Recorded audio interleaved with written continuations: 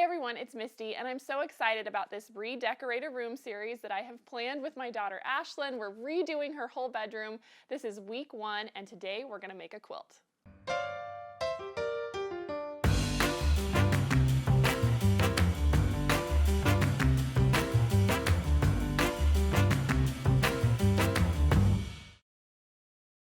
Like I said, this is week 1 of a 4-part series, redoing my daughter's room. We're making all kinds of fun things to just make it her own, and I hope you guys will join me all the way through. This is the first week, so of course we're going to start with a quilt, and this is a variation on the Lady of the Lake pattern. And when Ashlyn was helping me design it, I kind of kept trying to make her go back to the original, and then I realized this is a great lesson that all quilts are beautiful and perfect exactly as they're designed, and this is how she wanted it. So this is how we made it, and it is called Whirlwind, and it is very simple to make. So let me show you how we're gonna do this. To begin, you are going to need a 10-inch pack of both black and white, or whatever color you decide. And then you'll also need an additional 1.5 yards of those same fabrics each. And so I have those together. And then we are going to dive into making this. So to do the small half square triangles that make up the perimeter of our block, we are gonna take our 10-inch squares and we're gonna take one from each pack and set those together. And then I'm gonna grab a pen or a pencil. We are going to mark a few lines on here. I'm just gonna lay my ruler right along the edge so that this runs right down the center, and I'll draw a line this way, and then I'll turn this and draw a line this way. So now I'm going to keep these two lined up together, and we're going to take these over to the sewing machine. So if you're not familiar with the Easy 16, I am going to sew all the way around the outside of this 10-inch square and then 1/4 inch in from both of these lines that I drew. So we're gonna begin by going all the way around the outside.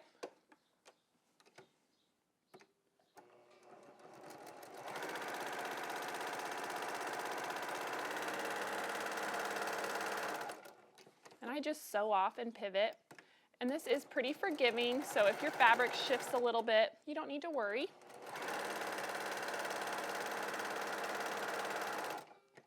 There we go.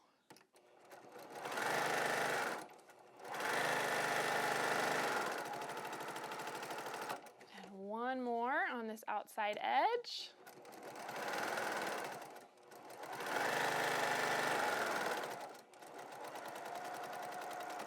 There we go. And so now, like I said, we're gonna sew 1/4 inch away from the lines that we drew in the center here. So I'm going to begin by sewing down this way.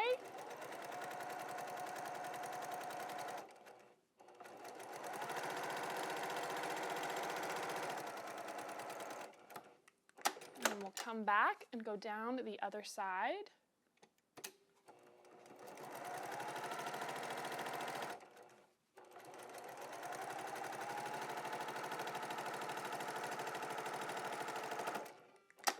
And we'll turn and do the same thing on that other line that we drew. And when we are all done, this is going to give us 16 half square triangles out of our 10-inch square. One more line of stitching.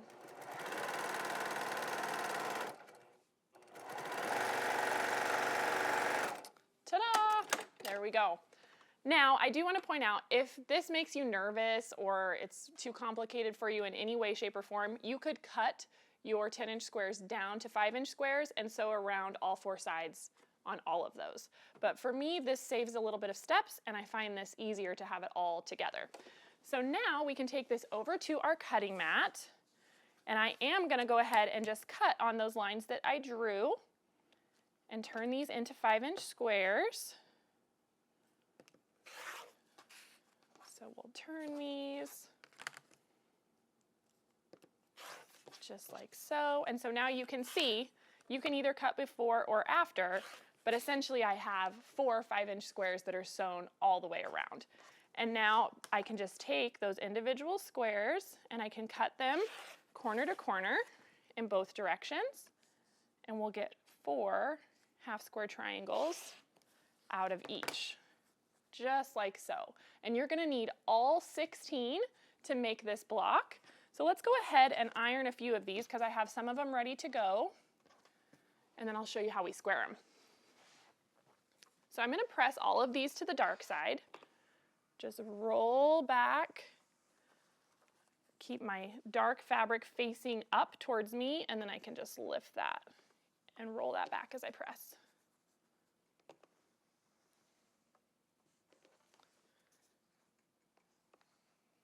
There we go. All right, and so now we can go ahead and square these. Remember, you would do this to all 16 from your pack.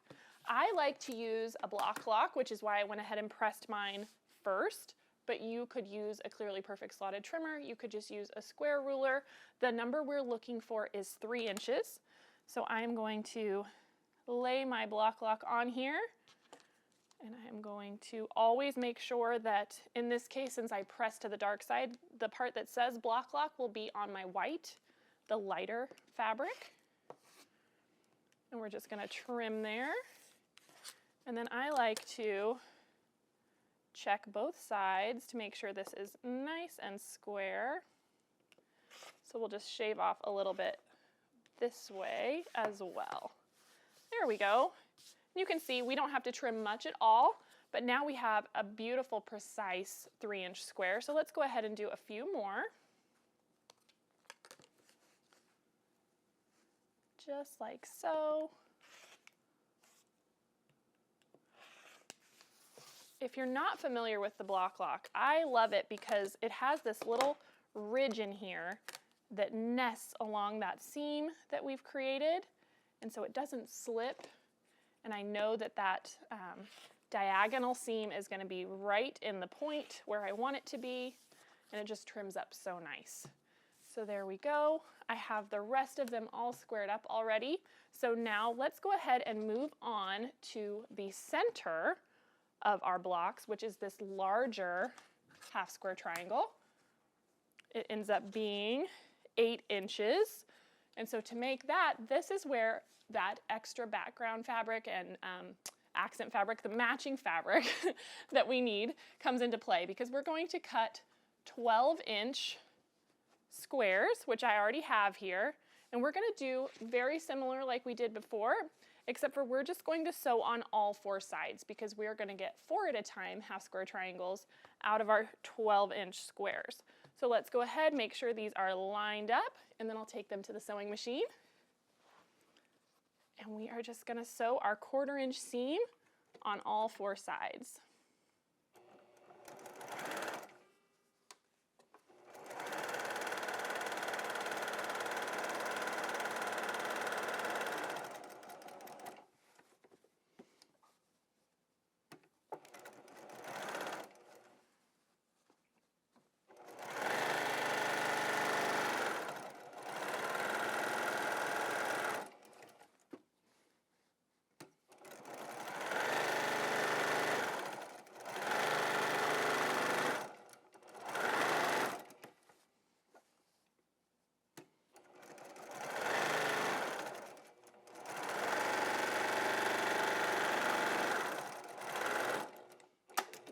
Go. We have sewn all the way around all 4 sides.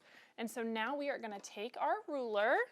We're going to lay that point to point. I'm actually going to grab a little bit larger ruler. So used to working with 10-inch squares, I didn't think about it not reaching, but this one will. So I'm just going to lay this corner to corner, and we're going to cut this in half diagonally both directions, just like our smaller 5-inch squares that we were working with. Just like so. There we go. Put that away, and now we can go ahead and give these a press and square them up as well. So same thing, I always press to the dark side, so we're just going to roll that back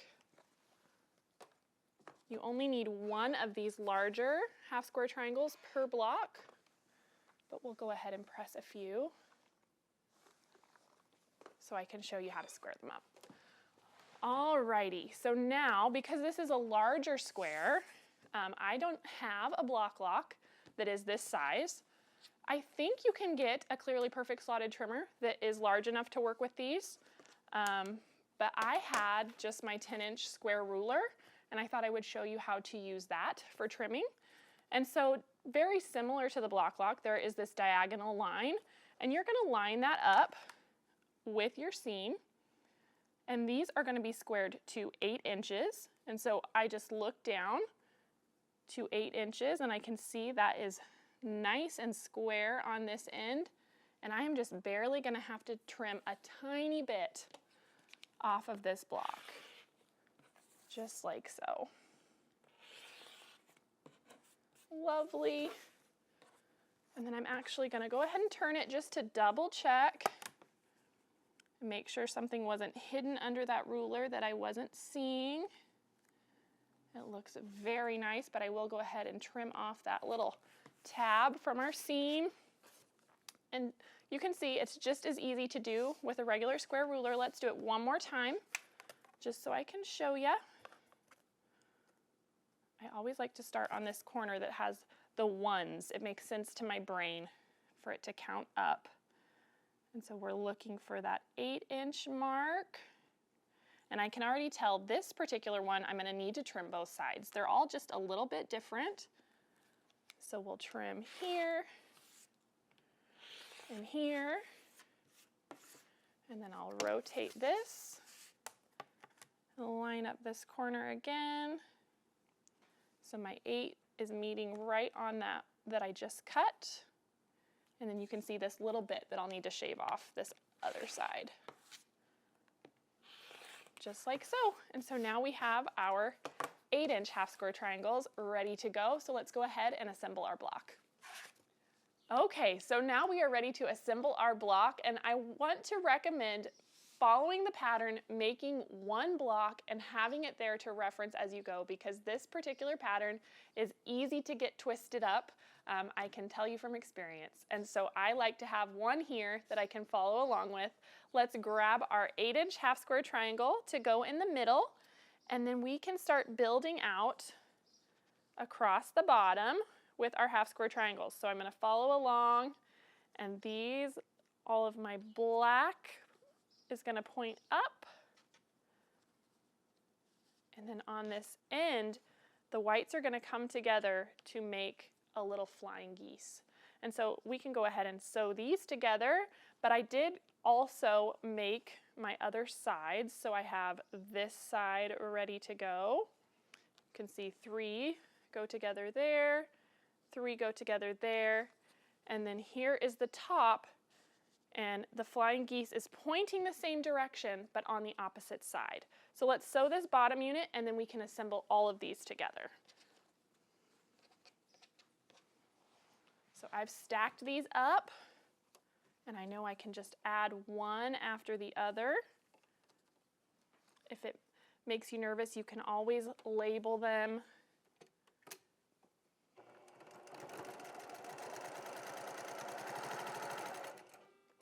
Just one, and then I can just open it and add the next one.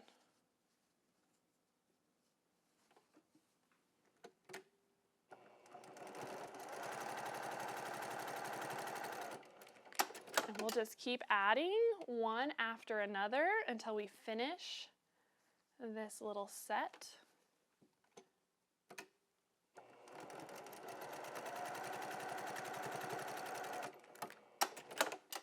And one more.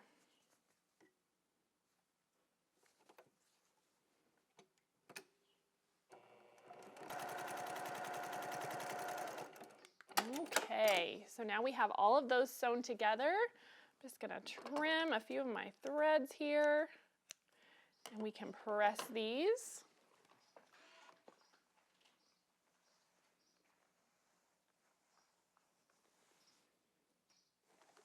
There we go. And so now let's take this back over here and we can start assembling our block together. So I'm gonna put my 3 that I have sewn on either side and sew those, and then we'll come back and sew the top and the bottom. All right, so we'll go ahead and sew down this side first. Make sure I'm all lined up. And then of course use that 1/4 inch seam. Take a few stitches, and then I like to make sure everything is straight and then zoom down.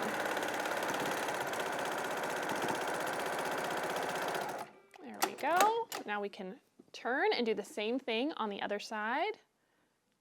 Line up that top edge. Take a few stitches. And then make sure everything stays nice and square.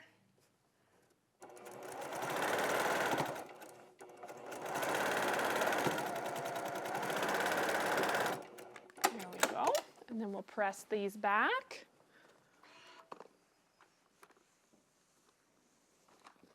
I like to kind of roll these to the center. And then bring this back over. Make sure we have it turned correctly and it matches our first example. And then we're gonna do the same thing at our 2 sides and sew down both sides.